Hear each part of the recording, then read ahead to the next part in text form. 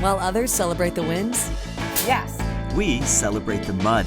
each episode has a special guest. Tony-nominated actress, Broadway's Lily Cooper. Tashir Zameda. David A. Gregory. Getting messy with muddy topics. We are going to be talking about grief journey. With hilarious moments Now get over here. And deep conversations. I'm ashamed to even admit this, but this is what happened. This is Into the Mud. Hey, everybody, and welcome back to Into the Mud podcast. We are back. Yay! We are here. We're here. It's another solo Drew and Alex episode. Yeah. What do we say? Oh, while others celebrate the wins, Hey, guess what? We celebrate the mud. we celebrate the mud, and we're gonna get very muddy today. We're gonna get filthy today. We're gonna get fucking We're gonna get filthy. We're gonna get into it. I'm Drew King, I'm Alex Cuban. Hi. and we're coming to you live from the Malin in the West Village. Yay. Can't wait. We had you. Okay, well, let's update. Yeah, let's recap. You're having like the busiest of holiday seasons. You just had opening Yes. night. Drew is in Paper Mill.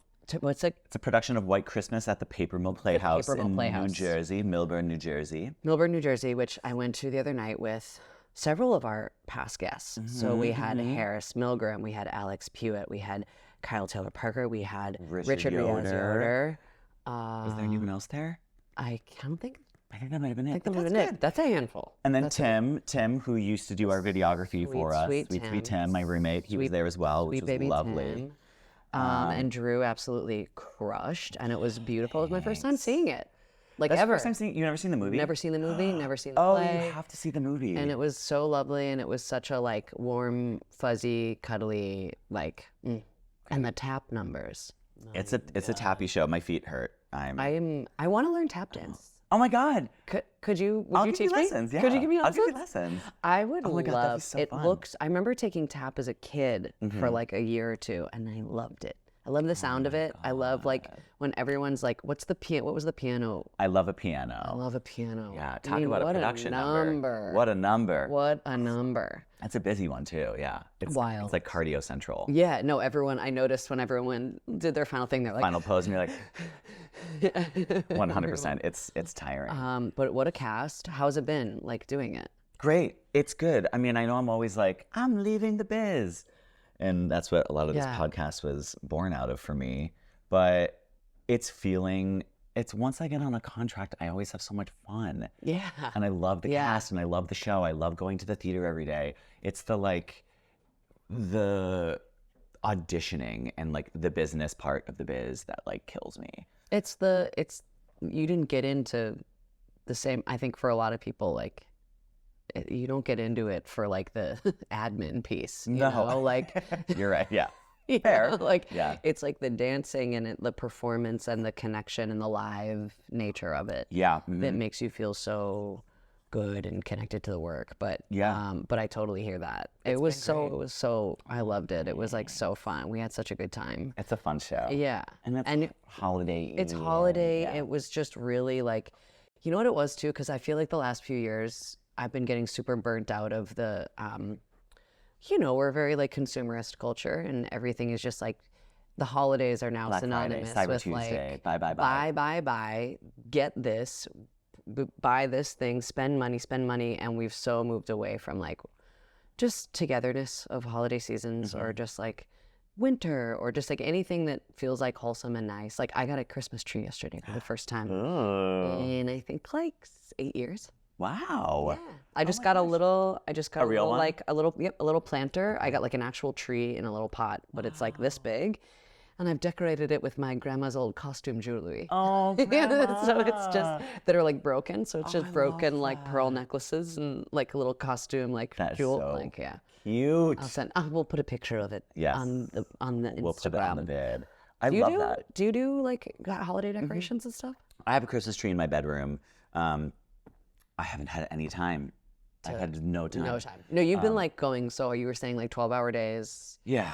Yeah, it's been exhausting. 12-hour days, rehearsals, and working other gigs as well. And I've been in like 5 states in the last like 2 months. I'm just like, What was you were in, because November was insane for you too. Yeah, so we started White Christmas rehearsals November 4th. Prior to that, in October, I was working on the Elf National Tour. Yes. Setting that as associate director. So what is that? Like, what does that entail? So the show's already been done so many times, and I've been involved with it so many times. My primary responsibilities are assisting the director in like restaging and resetting the show. Okay. So there's like usually team choreography who does all the dance and the movement, and then there's like team direction who does all the staging and the blocking on stage. And, kind of helping guide the actors throughout the process and being like, think about this intention. Maybe you should be interacting this way or blah, blah, blah, blah, blah. Yeah. But because the show's been done so many times, it's a bit of a machine. So we kind of already have a rough idea of like, nope, at this point you should be standing there and doing that thing. So it's a little bit of regurgitating direction. But the cast was so talented and like really professional. I love it. And then the other sidebar is that then my responsibility is to help with understudy rehearsals and teach the understudies their material and, get them prepared and ready to do a show. Is that something you feel like because I was thinking about this when I was watching the physicality of White Christmas, where I was like, oh, I can see, I mean, it's like, when a professional athlete like can't like do their job to the capacity they want to anymore. It's what we talked about with Sarah. Is directing and all that, like, is that a thing that you feel like you would want to move into? Yeah, I'm enjoying it. I am really, the few times I've gotten to do associate work as a director, I've really enjoyed it. It would be different to be the actual full-time director. It is something I'm curious about. Yeah. I think I'm good at helping execute other people's ideas. Yeah. And that's a bit of what being an associate is. Okay. Instead of being the director and all eyes are on you and you're making all the decisions. Yeah. Which is great and exciting, but also really daunting. Terrifying. Yeah. But I do feel like, yes, I am very interested and curious about that path. Great. So yeah, I mean, it's something that I'm just like, again, throwing at the wall and seeing what sticks. Yeah. Figuring out, what you like and what you don't like. Were we talking about that? Like, part of the process of figuring out your path is also figuring out like what is not your path. Mm-hmm. So like, doing everything and being like, I don't like that is not like a misstep. It's like, now you know that's not the way you want to go. So it redirects you. Like, exactly. I'm all about that. Yeah. All right. Well, complete non sequitur, 180. Okay, turn. Ready? Here we go. Today. So the muddiness is we got a couple things and we're gonna and we'll see where it see where it goes. We'll see where it goes because right now I literally last night started the process of freezing my eggs, which I think we could probably dedicate a whole episode to. With we have even like people in our lives who my best friend Elise I want to come on, and I feel like, or I don't know if I'm allowed to say that right now, but if she wants to come on and talk about that, that would be a great episode to have. It's a pretty wild process. It's been kicking up a lot for me. I started last night. For those who aren't familiar, it's preserving your eggs if you want to get pregnant down the line. I'm at and you're supposed to do it. There's no time you're supposed to do it, but at around age 36, your egg count starts to go down. So it's kind of like, for me right now, it's like you do it now or like say goodbye to this option. Of having your own natural children. Okay. I, up until this point in my life, was pretty sure I didn't want kids, like very sure I didn't want kids. And then have been in the last year or so been like, do I? Like, it's not clear. I don't have a clear yes or no, which also to me feels like then that's maybe more of a no, because most people I know, most women I know they know. They're like, I want a kid. And even women I know or people I know who are freezing their eggs they're like, yep, I want it at some point, just not now.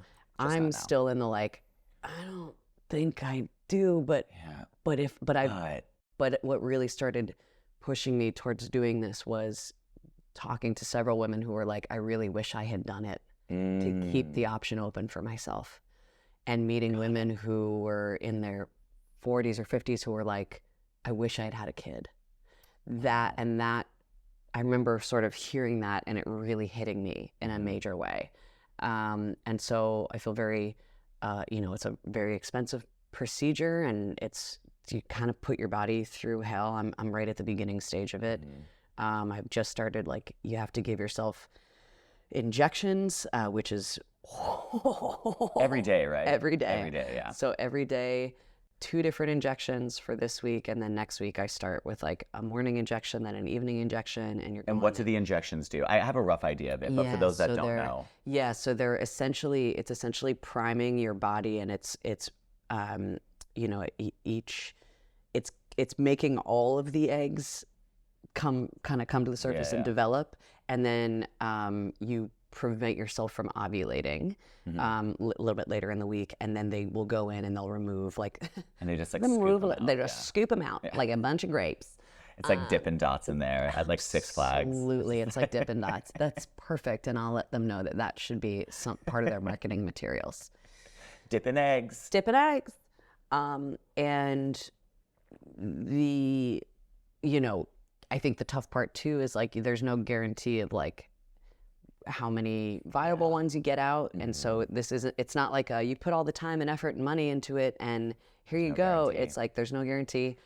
For me, I have, with a history of thyroid cancer, I have a 50% chance that like half of them will likely have the thyroid cancer gene in them. I also tested positive for the gene that causes colon cancer, so like there's gonna be some probably funkiness within that.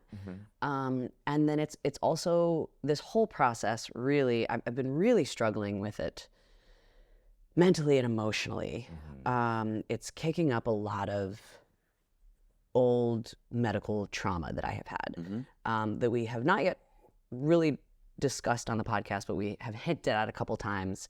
And I've been really this last week, I've been really struggling with just like crying a lot and having these kind of like breakdowns about like that I can't really put my finger on, and it's stemming from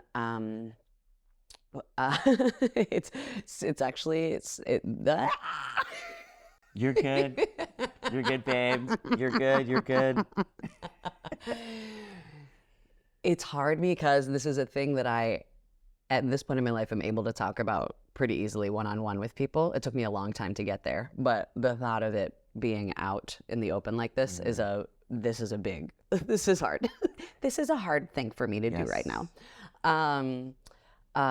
So I had some medical trauma as a kid that stemmed from what I believe was sexual trauma. I don't have any. I had, when I was 5, they found that I had genital warts and HPV, which is an STD. I don't have any memory of any event that happened.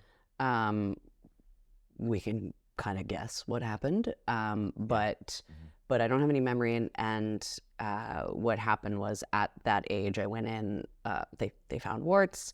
I went in. I had to see a sexual abuse counselor, talk to them about it. At 5. At 5, yeah. I was just at the 5 and 6. That went in at 5, and it was right before I was 6.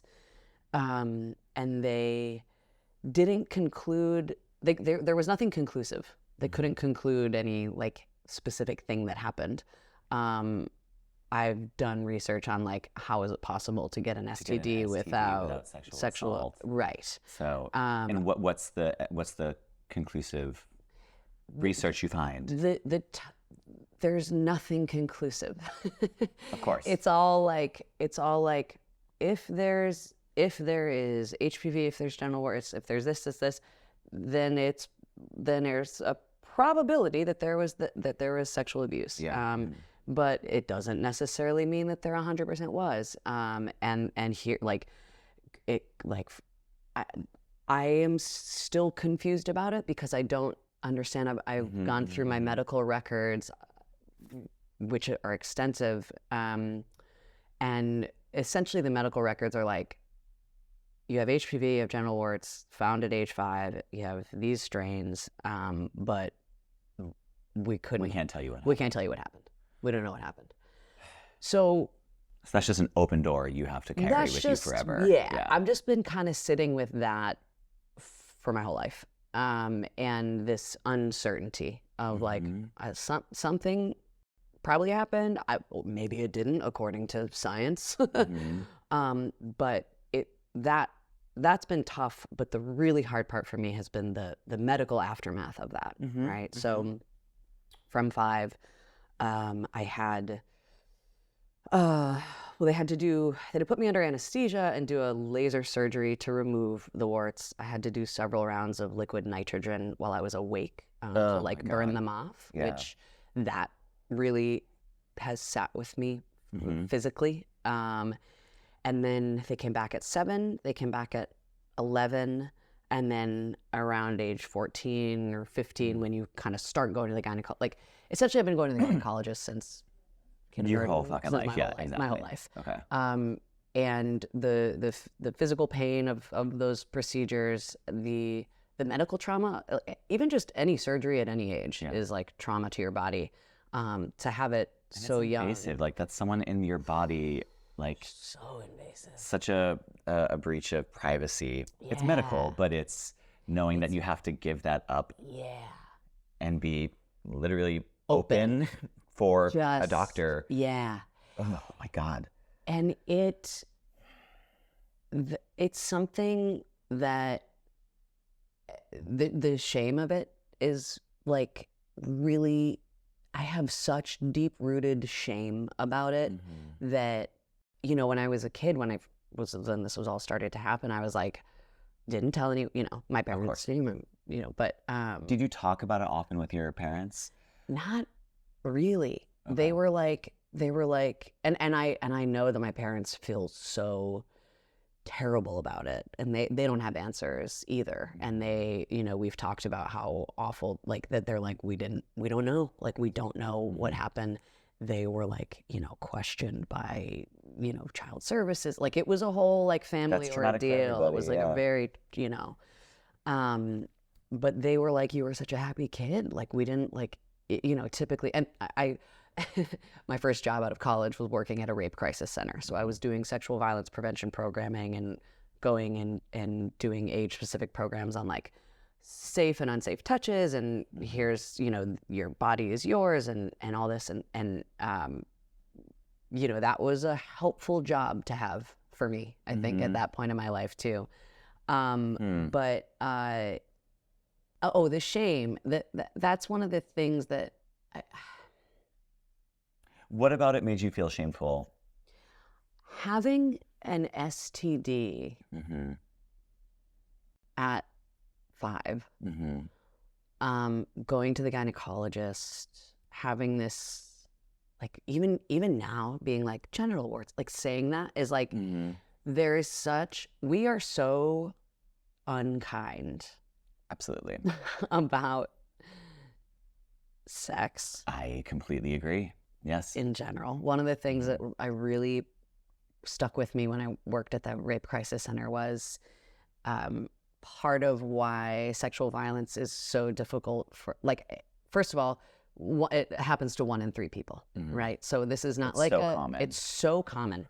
It's not a thing that's like, I think about it with like COVID numbers. Like, you know, like imagine if COVID was just a secret. If just like, you know, that's how prevalent. And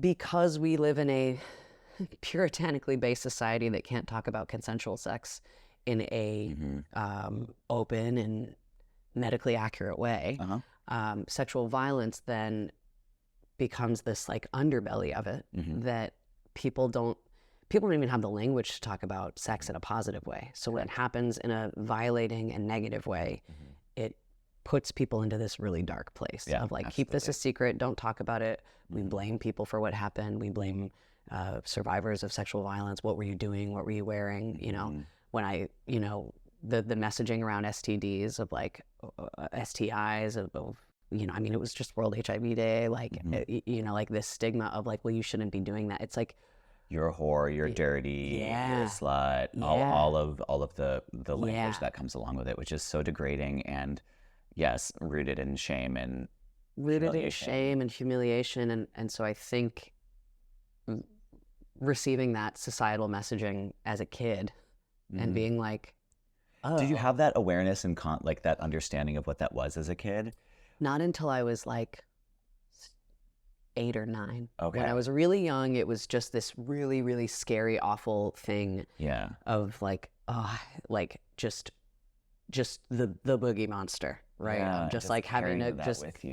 just Yeah. like knowing on the days when I had to go see my doctor, being like having this like panic that stays with me to this day. Of You know, course, that you know, as I'm going through this egg freezing process and I'm going to see a gynecologist, that I still have this physical body reaction that I can't control, that I just like tense up, I freeze up, I get really emotional. And that, you know, there's this great book, The Body Keeps the Score, that by Bessel van der Kolk, that talks about how trauma just lives in your body. So like, it's not, I can reason that I am out of the danger place up here, but my body is still holding all of it. And I think that's what's happening to me this week, is that like my body is recognizing like, hey, we're something's happening. We're in the same positions and we're hormones and this and that. And I'm just shutting down emotionally and mentally. But I think the recognition of, and this is, you know, through many years of therapy as well, as recognizing like the stages of development as I've gone through this, of like 5 to like 8, it was just kind of this big scary thing, and then 8 to, you know, 12 as puberty is starting to happen and you're growing into a sort of different stage. You know, I remember talking to you know, you have these like touch point moments, these like moments of like big shame that come up in your life. I remember very specifically talking to some friends in like maybe like 5th or 6th grade, and one of them was like, I have to like go see a female doctor because like I got my period or something, and it's so disgusting. And I like, it might have even been in like 7th grade. I think it was like more middle school, where she was like, essentially she was like, I have to go to the gynecologist for the first time and it's disgusting and I don't want to go. And I just remember being like, I've been going since I was 5. And that just sort of the disgust and the shame that's attached to all of this has sort of like weaved itself into my DNA. And it's like, it's this shame and it's a fear too. I just have this like fear that's like baked into my bones of like this like not necessarily feeling safe in my own body. There was definitely a split that happened when I was a kid of dissociation. Of course. Of like, leave your body because it's not safe here. And when I got thyroid cancer for the 3rd time, which is another set of medical trauma that's also very interestingly, thyroid cancer, right? So your thyroid located in your throat. Your throat chakra is responsible for communication and using your voice, which is not something that I feel like I was ever able to use. Ever to do as a kid. Yeah, exactly. But I had this sort of big moment a couple weeks after my surgery for my 3rd round of thyroid cancer, where I like was looking at, I got out of the shower, I was like looking at my body, and I was like, I feel so bad for my body. Yeah. And it was the first time that I realized that I was looking at myself as 2 different entities, of like, my body is one thing and I am this other thing, and not one. Yeah. And that kind of shattered me, because I was like, oh, you've been out of it. You haven't lived in your body for your entire life.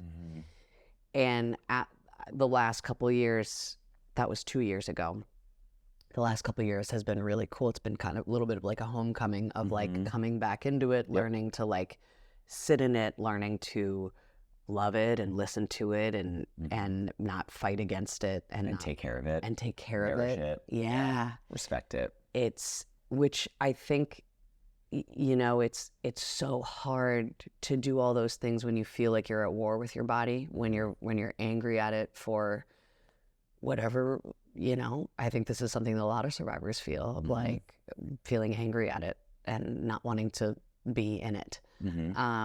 So there's been a lot tied to it, and we talked about, so there's Dr. Gabor Maté is like a trauma researcher in the same vein as Brene Brown. And Brene Brown is also just been so helpful with everything, but her research on shame is part of why I really fell deep in love with her. And it stuck with me forever that, shame survives in darkness, right? Like part of why I finally feel comfortable talking about this is that it has felt like it has claimed me for my whole life. And I'm like, okay, I'm ready to like turn the table on this a little. Like I'm ready. I've over the last 10 years or so, like I think I was so many thoughts. So many thoughts. I know. Let me back up. I know. Let me back up. No. Part of the, the shame of it requires secrecy, right? Like it survives in that like don't tell anyone. And yeah, of course. I didn't tell anyone until the first person I told was in college. My friend Laura. College, wow. College, yeah. Laura Gunther? Yeah. Oh, wow. Yeah. That's so Thank you, funny. Laura. Hi. She was the first person I told, and she was the first person I felt like safe enough to tell about it. And then that was like the end of freshman year, and then I remember the next year feeling just like it was like Pandora's box of just like I uncorked it and just like Everything came out, yeah. Everything came out, and not in a cute way. Had like, you talked about it in therapy prior to that? I remember trying to bring it up once in therapy and then like breaking down and being like, I'm not ready to talk about this. I was drinking a lot that year, and really Shame will like, do that. Shame loves that. Yeah. And then the next year was Spain, and that was another heavy dissociative year. And then the year after that was senior year of college, and then that's when I got thyroid cancer for the first time.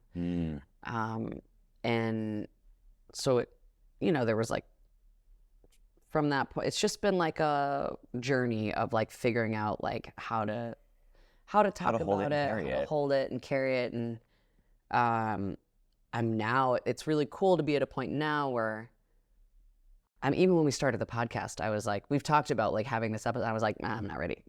And now I'm like, oh, okay. Yeah. Like I'm ready to like talk a little bit more openly about this. And even in kind of collecting my thoughts about it today, being like, all right, well, we don't have to release it if I'm not feeling comfortable. But it's also,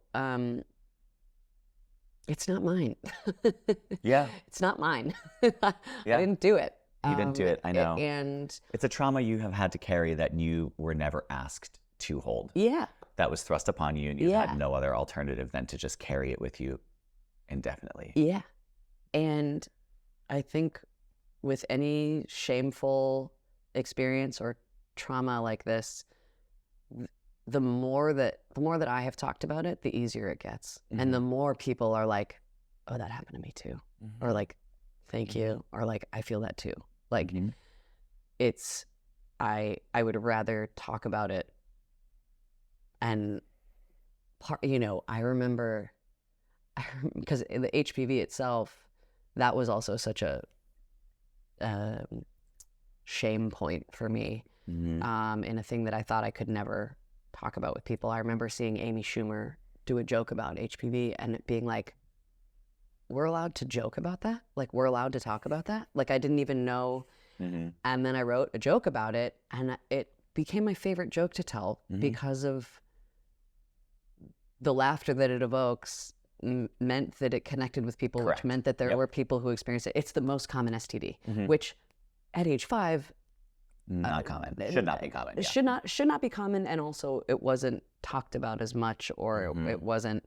I didn't have the information about it to be like, correct. It's okay that you have this. You're, but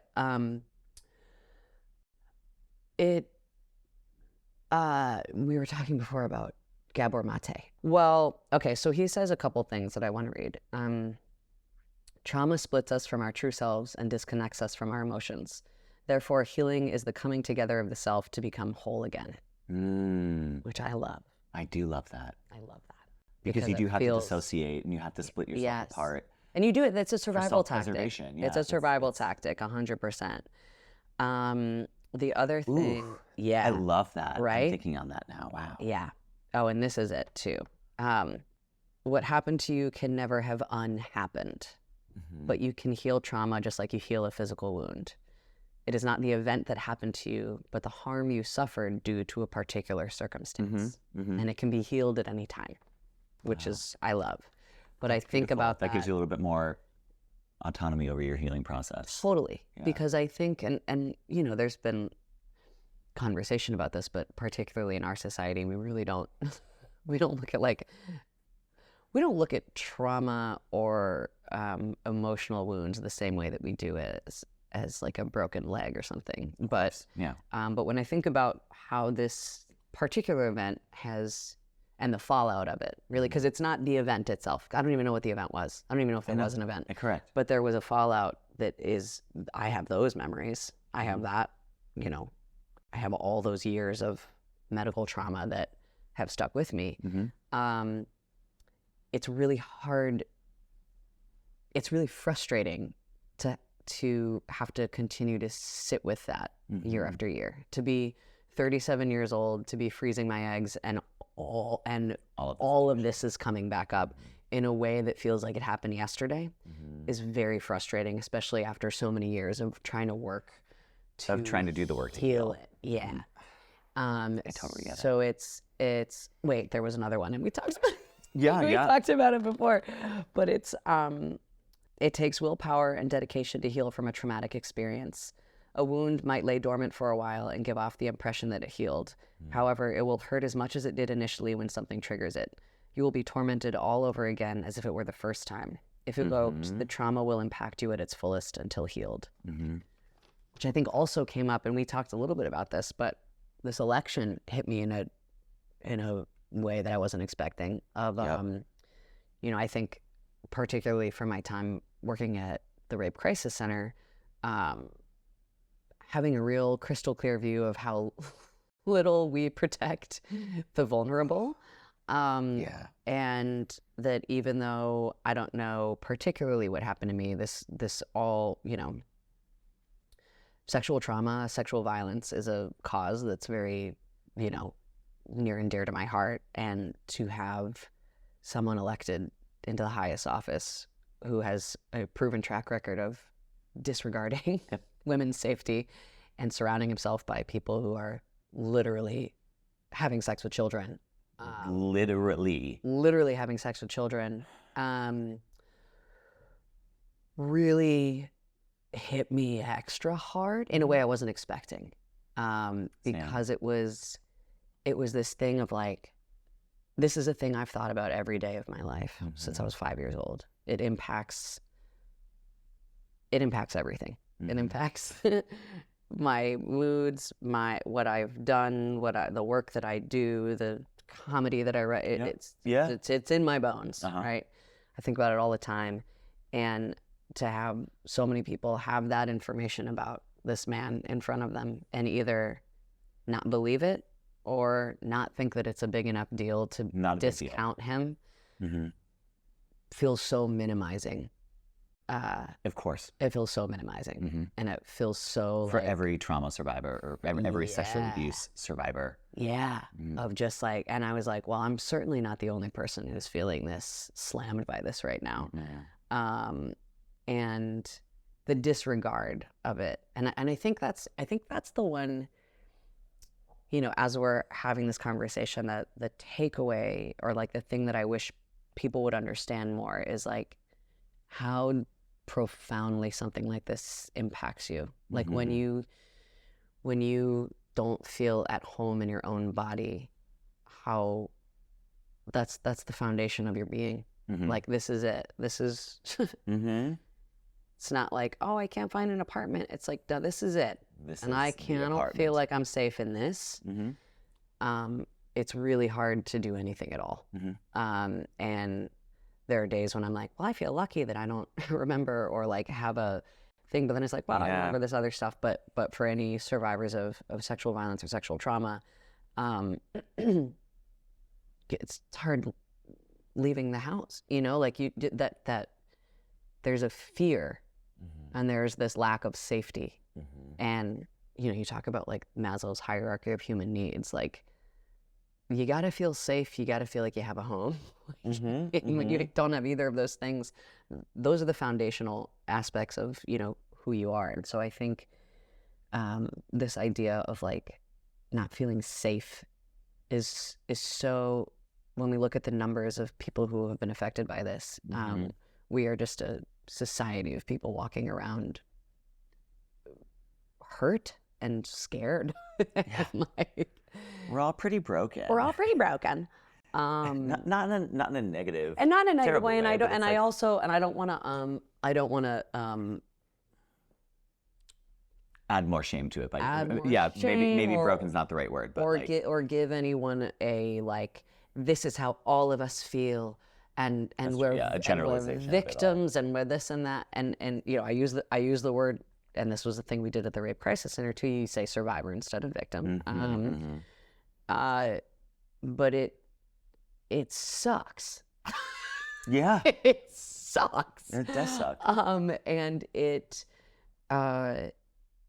we don't talk about it. And that's one of the things, you know, I talk a lot, and it's one of the things that pisses me off a lot when I talk a lot in my stand-up about sex education, reproductive rights, body stuff, all that. And this idea of like people being like, just, do you talk about that too much? Like, or just like little comments here and there about like, oh, it's another woman talking about this. It's like, yeah, the reason I talk about it is because it's not talked about anywhere else. Yeah, exactly. We're not talking about it in schools. Only 18 states require sex ed to be medically accurate. This next administration is going to blow out, Completely blow that up. Yeah. the Department of Education, put it back on like, I fear for what is going to happen to states that don't require, because if we cannot talk about sex in a positive and healthy way, then there is no way to talk about sexual violence in a way that makes people feel like they can come forward. Or that they can feel safe. Or that they can feel safe. Protected, yeah. Yes. And that's such a huge, talk about like what I am most passionate about in life is that. And it's because I lived through 30 years of feeling like a disgusting, dirty, unworthy, garbage person, because that's what society told me I was. Because that's because people who have STDs are gross and dirty. Yeah. And it's interesting, as a cancer survivor as well, we treat disease differently based on how you get it. Right? Yeah. So like cancer, we're gonna lace up, we're gonna run a marathon for you. STDs, you're gross. You're gross, your fault. Your fault. And that is such an interesting dichotomy to me as well. Yeah. Wow. Can I ask you how you're feeling? I know in particular because the egg freezing is what's like stirring all of this up. I mean, I always think about it. So many of my female friends are going through this right now and are paying so much fucking money and yes, injecting themselves and having to put their entire lives on hold so that their body can produce these eggs that you have the option for in the future. Meanwhile, dudes are just like, nah, I'm just gonna keep going to the gym, doing my thing. Like, it's yet again like another insanely imbalanced existence, or you know, between men and women. And so I like, there's got to also be this frustration of like, I don't have that. I don't have your experience. I've never been a woman. I'm not a woman. But but there has to be like, or I'm curious, is there like a bit of a resentment that's like, why do I have to do this? Like, what the fuck? Kind of in the same way that like, why is it that like, why do women have to be on birth control instead of men just getting Vasectomies that are reversible? That could be reversible. It's such this massive imbalance. There's a power play there, and then there's also power involved with, or power that was taken away from you regarding your instance when you were a child. Yeah. That's power being stripped away from you and taken away from you. 1000%. Probably, we can assume, at the hands of a man. Yeah. So not that we're turning into this like a fuck men episode. No. But no, it's more just like how are you feeling I know that it's stirring up a lot. Like, is there a bit of resentment that like, why do I have to do this? Or It's, it's a lot of stuff. And I think it's powerlessness. It's feeling like I'm having to give my body up again after, a couple years of feeling pretty like good in it. It's resentment of like, like, I don't even know if I want to do this. Like, I'm not even like, and I'm not even like 50-50. I'm like, I'm pretty sure I don't want kids. I just don't know for certain. Like, and that, like that, I'm, there's a little bit of anger with myself over like not knowing and feeling like I should know at this point in my life. And I know you were saying, not to cut you off, you were saying earlier, there's, a lot of your friends are saying, no, this is wonderful. It's for you. You're making the choice. And that is true. Totally. But it's also valid for you to feel the negatives of it as well. Of like, I don't know if I want this answer or if I want this option. Like, it's hard because I feel a little bit like a brat right now because it is such a privilege to be able to have this opportunity and the access to this kind of thing. And I'm having a lot of trouble verbalizing why, and I think it's because all the stuff that's getting kicked up is not mental. It's not like, it's a lifetime of medical trauma that's surfacing in my body that's coming out. Like I screamed. I had this like, you ever feel like just antsy in your skin? Like you're gonna just like jump out of your skin? I like screamed into a pillow last night in a way that like scared me. Like I made a sound that was like primal. Like it felt, my voice was I had shows last night that my voice was not up to par for because I felt like I like blew up my vocal cords a little. And I was screaming so much and so loud that I just needed to. I needed to get this like sound out of my body that when I was doing it, I had this like flashback of being a kid. I remember my mom had to like hold my wrists down on one of the occasions because it was so painful. And I just remember not being able to wasn't able to scream like that in a doctor's office. But I remember last night, it was kind of cathartic. It was this moment of like, oh, this is okay. There's something. There is without a doubt something happening in my body right now and I think that's the interesting thing between like the mind-body connection is like we can't always explain it with words. Like this is just a physical, somatic experience. Somatic experience. But that's also, I think that's also why, it's so important to look at different modalities of healing. Like part of my healing is movement. Part of my healing is like moving my body when I can and keeping it active and hips. Loving it and respecting it. Loving it and respecting it. And like, trauma stored in your hips. That's another like, anyone who's ever done like a big yoga class and done like that pigeon pose and cried afterwards, like that's it. And it's also why, I'll do talk therapy for the rest of my life. I'll do all this, but there's also a spiritual, emotional part of this as well that is always, we really don't focus on in our Western medical society. So, I will be on a lifelong quest to figure out why I've had thyroid cancer 3 times and hopefully not more, but, but it's interesting to me that the correlation between the chakra system and trauma and all that stuff. And, it's all interwoven. Yeah. It's ridiculous to me that Western medicine is like, no, this doesn't exist. It's insanity. It's insanity to me. So yeah, it's all, this has actually been so helpful too. 'Cause I was in preparation for this episode was like, oh, I'm gonna cry. I didn't even wear eye makeup. I was like, I'm gonna cry and this is gonna be really hard. And I've been trying to write a show about my cancer experience and have not been able to get anything on the page because it's so intertwined with this and the disconnection I have from my body and the relationship I have with my body. And I think that just in talking about it, and I think for anyone who's in a position where they feel like ashamed or they feel like they have something they can't talk about with people, I would just like to say that this has taken me many years to get to. Like this moment right now has taken many years, and it's a place that I never thought I would get to. I truly thought that I was going to the grave with this when I was a kid. And for however long it takes any of you to get to this point, know that there will always be, people to listen and support you. And in the words of Robin Williams in Good Will Hunting, it's not your fault. I know.